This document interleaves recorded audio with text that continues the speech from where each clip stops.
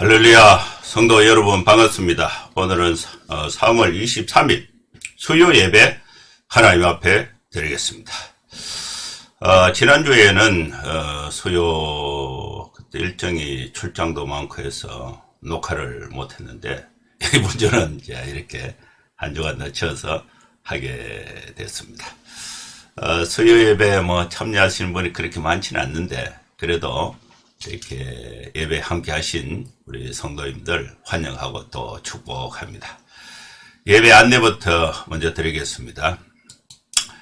인자가 권능의 우편에 앉아있는 것을 보리라 라는 주제로 마태복음 26장 57절에서 68절 말씀을 본문으로 해서 말씀을 강론하겠습니다.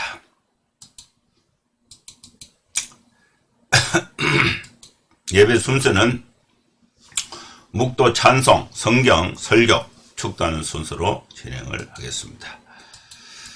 그럼 다같이 묵상기도 하심으로 3월 23일 수요 예배 하나님 앞에 드리겠습니다. 거룩하신 하나님 아버지, 수요일을 맞이해서 우리 사랑하는 성도들이 주님 앞에 예배를 드리기 위해서 이 시간에 함께 모였습니다.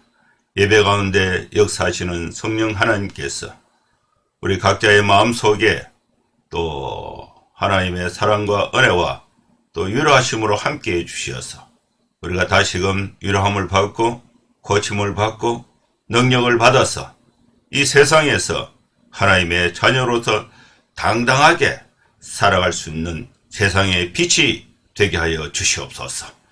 예배 모든 시종을 주님의 손에 부탁하오며 예수님의 이름으로 기도하옵나이다. 아멘. 예, 찬송가 287장입니다.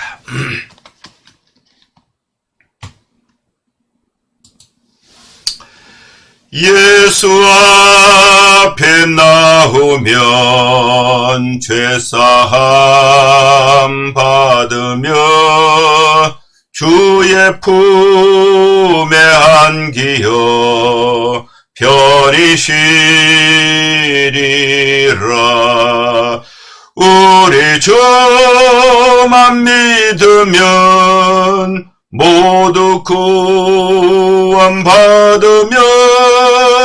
영생 복락 멸류관 확실히 받겠네. 예수 앞에 나와서 은총을 받으며 마음의 기쁨 넘치어 감사하리라. 우리 주만 믿으면 모두 구원 얻으며 영생 복락 멸류관 확실히 받겠네. 예수 앞에 설 때에 흰 옷을 입으며 밝고 빛난 내 집에 길이 살리라. 우리 주만 믿으면 모두 구원 얻으며 영생 복락 멸류관 확실히 받겠네. 아멘. 성경 봉독하겠습니다. 마태복음 26장 57절에서 68절 말씀을 봉독하겠습니다. 예수를 잡은 자들이 그를 끌고 대제사장 가야바에게로 가니 거기 서기관과 장로들이 모여 있더라. 베드로가 멀찍이 예수를 따라 대제사장의 집들에까지 가서 그 결말을 보려고 안에 들어가 하인들과 함께 앉아있더라. 대제사장들과 온 공회가 예수를 죽이려고 그를 칠 증거를 찾으매 거짓 증인이 많이 왔으나 얻지 못하더니 후에 두 사람이 와서 이르되 이 사람의 말이 내가 하나님의 성전을 헐고 사흘 동안에 지을 수 있다 하더라 하니 대제사장이 일어서서 예수께 묻되 아무 대답도 없느냐. 이 사람들이 너를 치는 증거가 어떠하냐 하되 예수께서 침묵하시거늘 대제사장이 이르되 내가 너로 살아계신 하나님께 맹세하게 하노니 네가 하나님의 아들 그리스도인지 우리에게 말하라. 예수께서 이르시되 내가 말하였느니라. 그러나 내가 너희에게 이르노니 이후에 인자가 권능에 우편에 앉아 있는 것과 하늘 구름을 타고 오는 것을 너희가 보리라 하시니 이에 대제사장이 자기 옷을 찢으며 이르되 그가 신성모독하는 말을 하였으니 어찌 더 정의를 요구하리요. 보라 너희가 지금 이 신성모독하는 말을 들었도다. 너희 생각은 어떠하냐. 대답하여 이르되 그는 사형에 해당하니라 하고 이에 예수의 얼굴에 침 뱉으며 주먹으로 치고 어떤 사람은 손바닥으로 때리며 이르되 그리스도야 우리에게 선지자 노릇을 하라. 너를 친 자가 누구냐 하더라. 오늘 하나님께서 우리 성도들에게 또 소중한 말씀을 우리에게 주셨습니다. 우리가 생활 속에 또 힘들고 또 답답하고 또 어려운 이런 모든 복잡한 생각들이 삶의 현장에 눌림이 있지만은 우리가 하나님 앞에 예배로 나아갈 때에 그 모든 것을 내려놓고 하나님 앞에 겸손하게 우리가 마음의 문을 열고 하나님 이 시간에 이 말씀을 통해서 나에게 말씀을 주십시오 하는 열린 마음을 가지고 하나님 앞에 겸손하게 말씀을 듣는 시간이 될 수 있기를 바랍니다.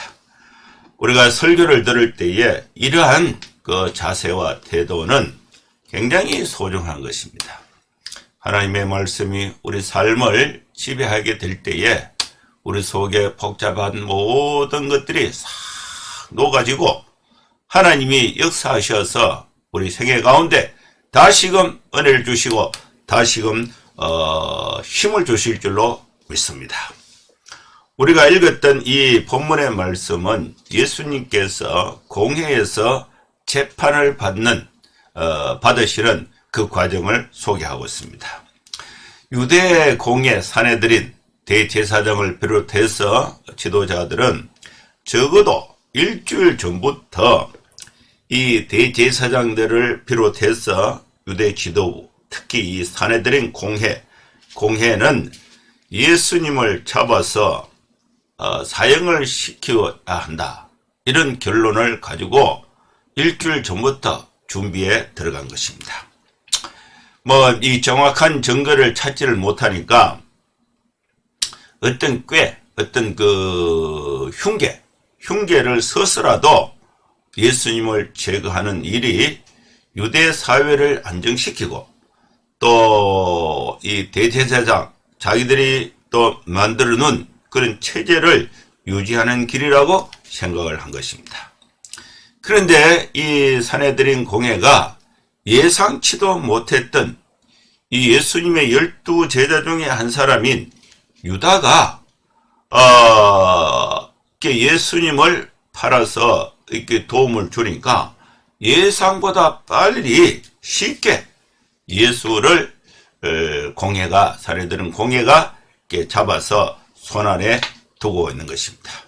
그래서 이들은 이제 날이 밝고 사람들이 알아채기 전에 적당한 구실, 누명을 뒤집어 씌워서 예수님을 죄인으로 세워야 합니다. 그러다 보니까 어떤 제목이 있어서 하는 게 아니라 밤에 몰래 이렇게 잡아서 밤새도록 신문하고 이튿날 이제 곧바로 사형으로 처형을 하게 되는 그런 과정을 갖고 있습니다. 이 재판의 어떤 성격을 보면은 죄를 있어서 잡는 것이 아니라 체포를 먼저 해놓고 죄를 뒤집어 씌워서 결론을 내고 바로 집행하는, 이것은 이 완전히 정치적인 재판입니다. 전형적인 정치적인 재판의 형태를 취하고 있다는 것을 알 수가 있습니다. 이 일들을 위해서 이들은 이미 밤이 깊었지만은 유월절을 지키기 위해서 집으로 가지 않고 대제사장의 공간에 함께 모였습니다. 백성들과 공감대를 형성하고 총독에게 허락을 얻을 수 있는 제목을 찾기 위해서 이들은 혈안이 되어 있었습니다. 그런데 이 과정에서 천국의 복음을 선포하시고 또 가난하고 불쌍한 사람들에게 하나님 나라의 빛과 희망을 던져주신 예수님에게서 분명한 잘못을 찾아낸다는 것은 쉬운 일이 아니었습니다. 그래서 이들은 불법적이고 악의적인 신문을 하면서 가장 공평한 채 회의를 진행했기 때문에 어려움이 더 커졌습니다. 이런저런 또 허위 증거자들을 찾아서 이렇게 진행을 해봤지만은, 그러나 그 논리적으로 또 그 공개적인 상황에서 부적당해 보였습니다. 예수님이 성전을 헐고 사흘 만에 지을 수 있다고 말씀하셨다는 것을 두 사람이 이제 증언을 했는데, 성전을 한다는 것은 신성모독에 해당하는 거죠. 그러면 이제 두 사람이 그 증언을 하면은 예수님에 대해서 우리가 예수님이 이렇게 말하는 것을 성전을 허물고 사흘 만에 짓겠다는 것을 이제 말하는 것을 들었다. 그러면 이제 예수님에게서 자백을 얻어내야 됩니다. 그런데 예수님이 침묵하셨어요. 그때에 대제사장이 대제사장적인 다운 그 역할을 하게 되는데, 예수님이 더 이상 입을 닫고 계시지 못하도록 하나님의 이름을 끌어들여서 예수님을 타의적 맹세 아래 세우고 하나님의 아들인지 말하도록 한 것입니다. 침묵을 지키는 것은 이제 부정이 됩니다. 어쩔 수 없이 예수님은 당신이 말했다고 대답했습니다. 제사장은 그 말씀을 긍정으로 해석하고 공회원들은 사형을 결의하게 됩니다. 예수님에게 뒤집어 씌운 제목은 자신을 하나님의 아들이라고 말했다는 것입니다. 제자들이 그 앞에 무릎을 꿇었던 영광스러운 칭호가 메시아를 기다리던 유대인들에 의해서 이제 한순간에 부끄러운 오명으로 변하고 마는 것입니다. 그리고 공식적인 조롱과 모욕이 뒤따르게 됩니다. 이 말씀이 오늘 우리가 함께 읽었던 전체적인 줄거리 내용입니다. 이제 한 절씩 읽으면서 그 말씀의 의미를 강론을 하고자 합니다. 57절 말씀에 보면은 예수를 잡은 자들이 그를 끌고 대제사장 가야바에게로 가니 거기 서기관과 장로들이 모여 있었다. 예수님의 체포와 재판 과정은 불법적이었습니다.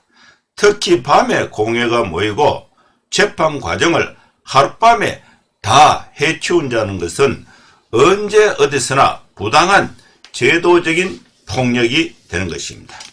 그러나 예수님을 잡아 죽이기 위해서는 유대의 지도부가 대제사장 가야바의 지도 아래 단합하여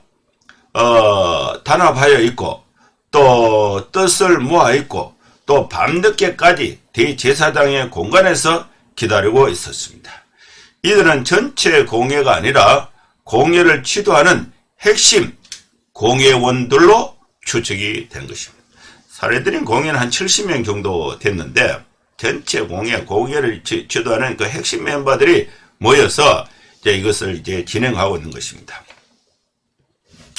예수님은 잡혀가고 또 제자들의 반응 중에 베드로의 반응이 등장하는데, 베드로가 58절에 보면요, 베드로가 멀찍이 예수를 따라 대제사장의 집 뜰에까지 가서 그 결말을 보려고 안에 들어가 하인들과 함께 앉아있더라. 베드로는 다른 제자들과 함께 도망을 쳤지만은 어느 순간에 돌아와서 예수님이 잡혀가는 그 뒤를 따라가는데 가까이 따라가면은 예수님과 한편이라는 것이 들통날 것 같으니까 멀찍이 따라갔다는 것입니다. 다른 사람은 다 도망갔는데 베드로는 도망을 가다가 다시 와서 멀찍이 따라갔다. 멀찍이 따라갔다는 이 표현에서 베드로의 심리 상태를 알 수가 있는 것입니다.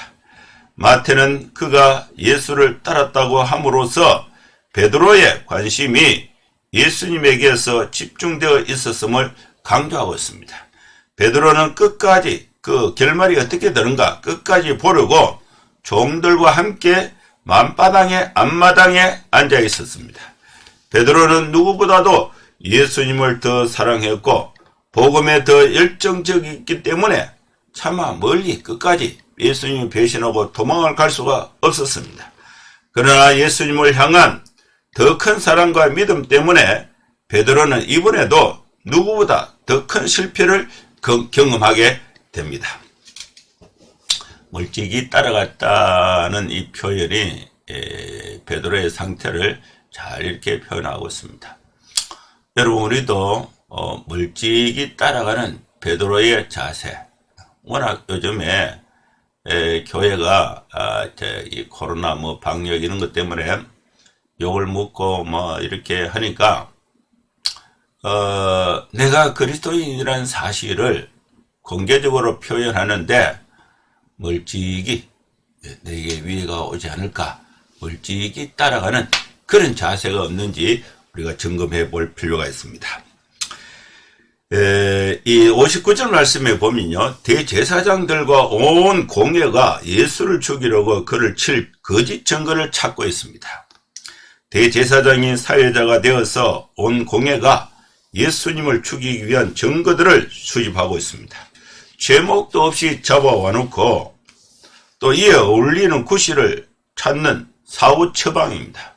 그리고 있지도 않는 예수님에게 불리한 거짓 증거만을 찾는 것이 이날 밤의 전체적인 분위기였습니다.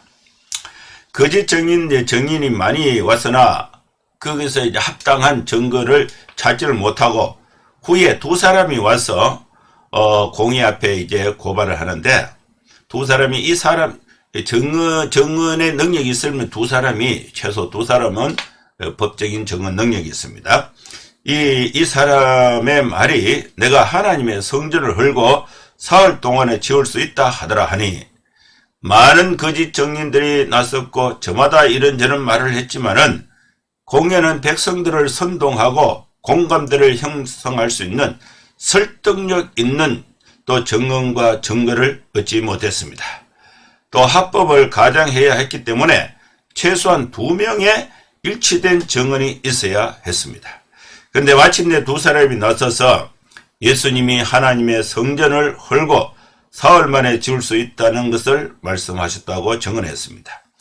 요한복음에만 수록되어 있는 예수님의 말씀을 곡해하고 있는 것입니다. 예수님은 십자가에 이제 죽으시고 3일 만에 부활한다.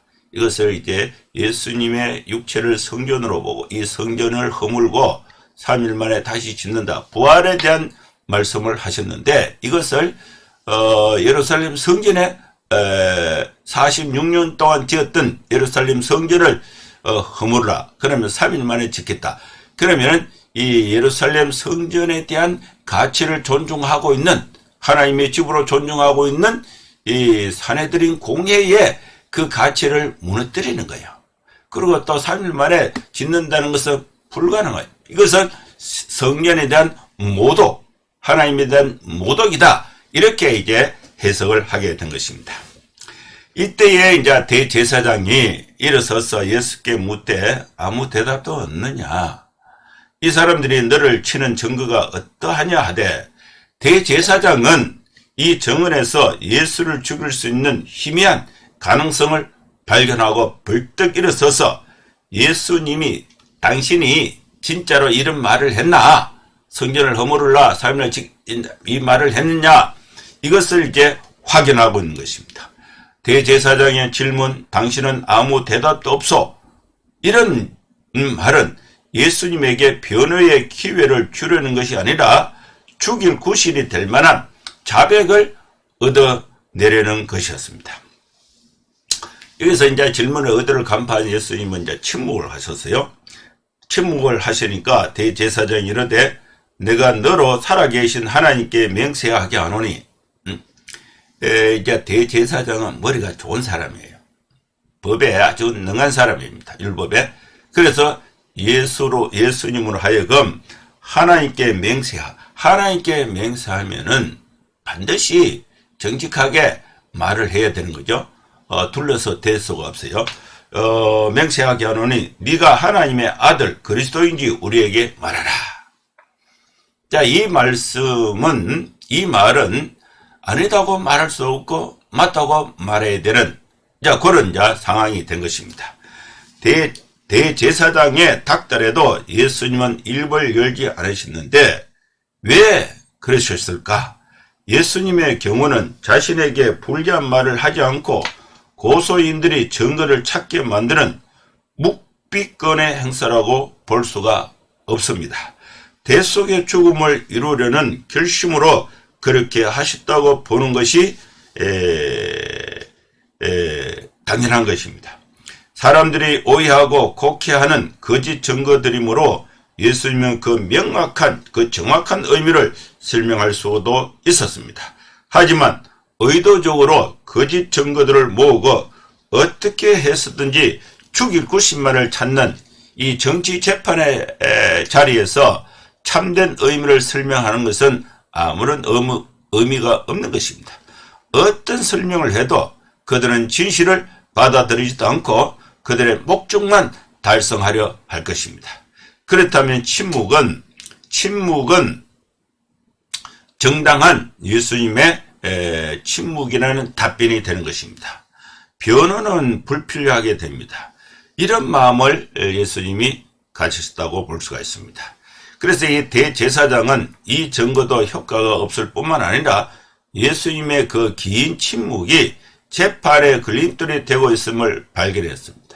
그러면 이제 이 군중들이 보고 있잖아요. 그러면 예수님에게서 대제사장이 확실한 증거를 찾아서 이걸 못하고 있구나. 이거를 이제 알게 된 것입니다.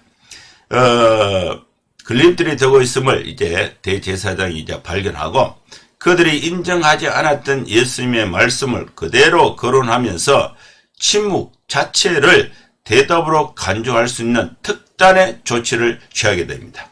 이것이 바로 타의적 맹세 아래 세우는 것인데 당신이 하나님의 아들 그리스도인지 우리에게 말하도록 나는 당신이 살아계신 하나님을 두고 맹세하게 한 것입니다.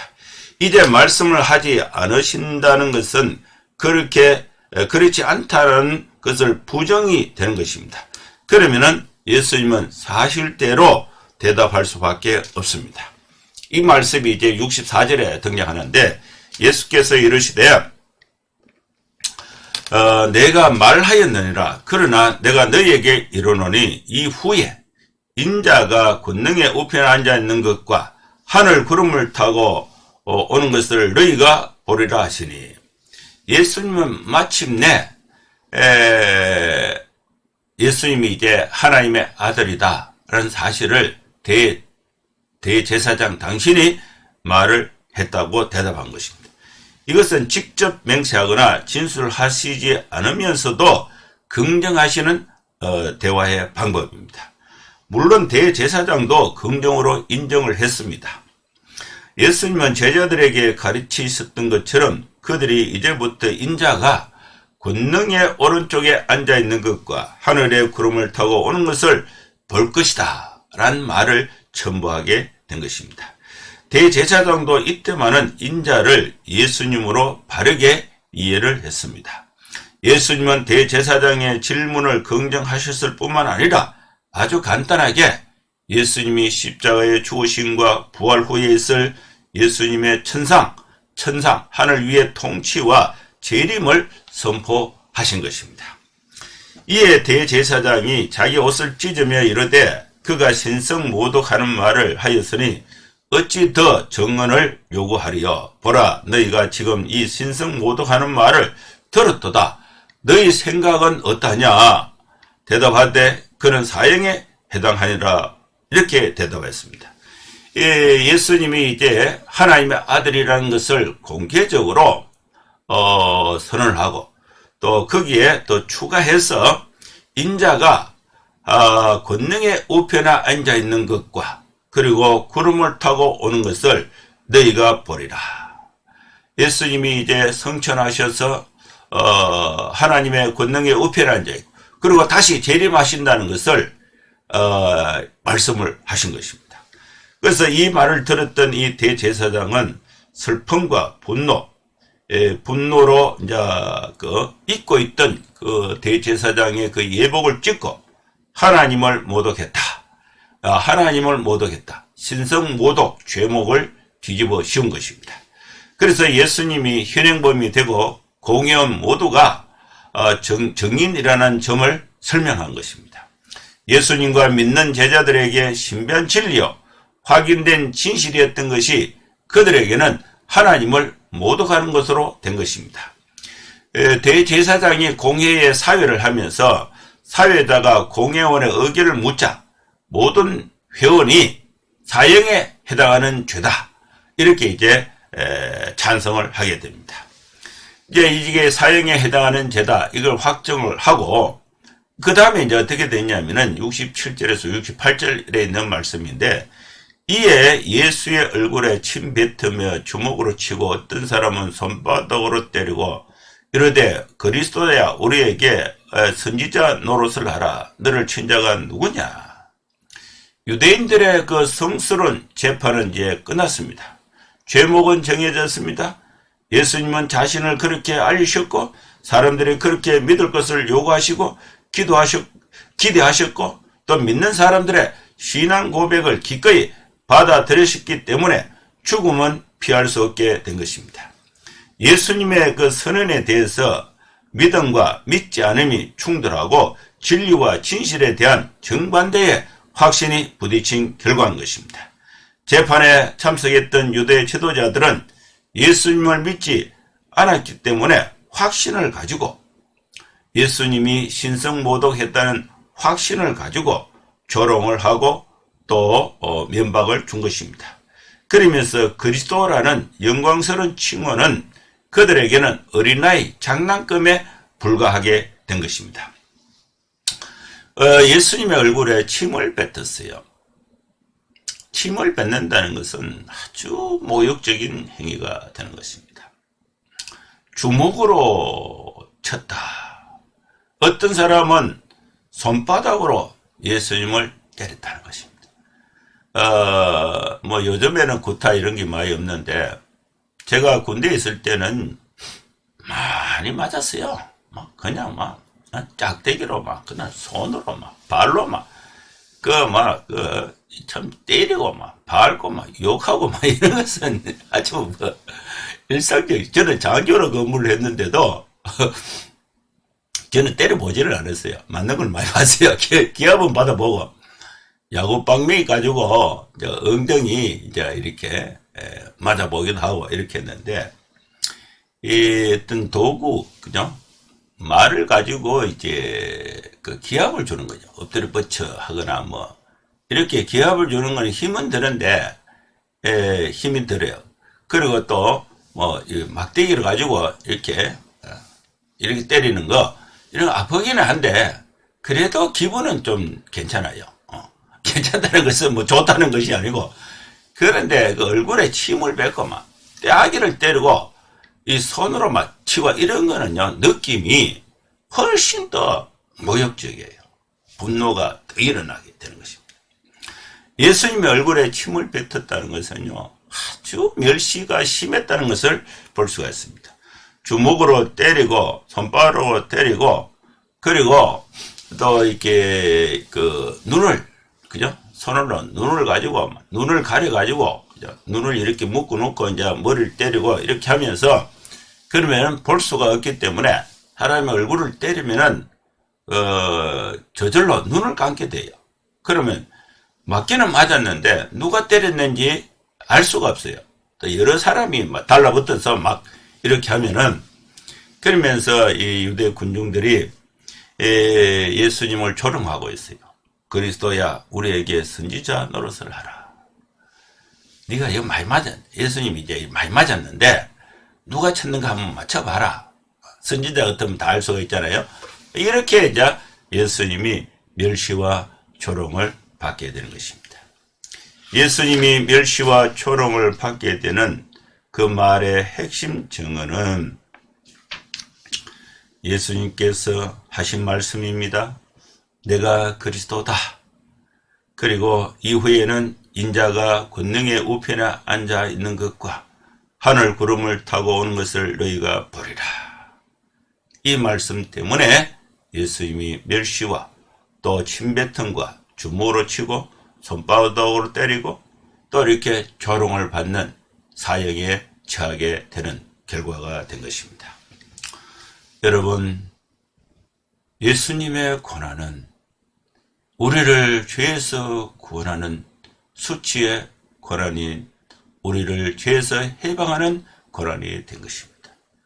예수님의 얼굴에 침뱉음을 받으시고 주먹으로 또 구타를 받으시고 손바닥으로 구타를 받으시고 또 유대인들에게 조롱을 받으신 것은 내가 받아야 할 조롱과 내가 받아야 할 침뱉음과 내가 받아야 할 손바닥으로 때림 받는 것을 예수님이 내 죄를 대신하여 십자가에 피 흘리신 고난의 한 과정이 되는 것입니다. 여러분, 십자가는, 예수님 당시의 십자가는 또 멸시와 조롱과 또 천대의 십자가였지만 지금 우리는 그 십자가로 통해서 구원을 받고 하나님의 자녀가 되고 또 영생을 얻는 하나님의 축복이 된 것입니다. 여러분, 우리는 이 십자가의 복음, 예수 그리스도의 고난의 과정을 부끄러워할 것이 아니라 복음은 모든 믿는 자들에게 구원을 주시는 하나님의 능력이 되는 것입니다. 이 복음을 우리가 자랑스럽게 당당하게 이 세상에서 빛된 삶을 살아갈 수 있는 하늘의 영광과 또 권능의 우편에 앉아있는 것, 다시 구름을 타고 오시는 그 예수님의 영광을 우리가 바라보면서 현실의 고난을 당당하게 이겨나가는 여러분 성도님들의 삶이 될 수 있기를 주의 이름으로 축원합니다. 기도하겠습니다. 하나님 아버지, 주님의 은혜를 감사합니다. 오늘 우리에게 또 귀한 말씀을 주셨습니다. 멸시와 천대를 받으셨던 또 이 고난의 과정이 나를 대신하여 십자가의 고난과 피 흘리신 주님의 구원의 복음이 되었습니다. 하나님 아버지, 우리는 이 십자가의 복음, 구원의 복음을 부끄러워하는 것이 아니라 복음을 자랑하면서 모든 믿는 자들에게 구원을 주시는 하나님의 능력이 되는 이 복음을 이 세상 가운데서 자랑하면서 당당하게 그리스도인으로서 살아갈 수 있는 힘을 우리 모두에게 더하여 주시옵소서. 예수님의 이름으로 기도하옵나이다. 아멘. 축도하겠습니다. 이제는 우리 구주 예수 그리스도의 크신 은혜와 하나님의 사랑과 성령의 감동함과 역사 충만 축복하심이 오늘 예배에 참석하는 모든 성도들 머리머리 위에 이제로부터 영원토록 함께 있을지어다. 아멘. 예, 감사합니다. 예배는 마쳤습니다. 한 주간 여러분 건강하게 잘 이렇게 지내시고 다음 주일에 또 뵙도록 하겠습니다. 감사합니다.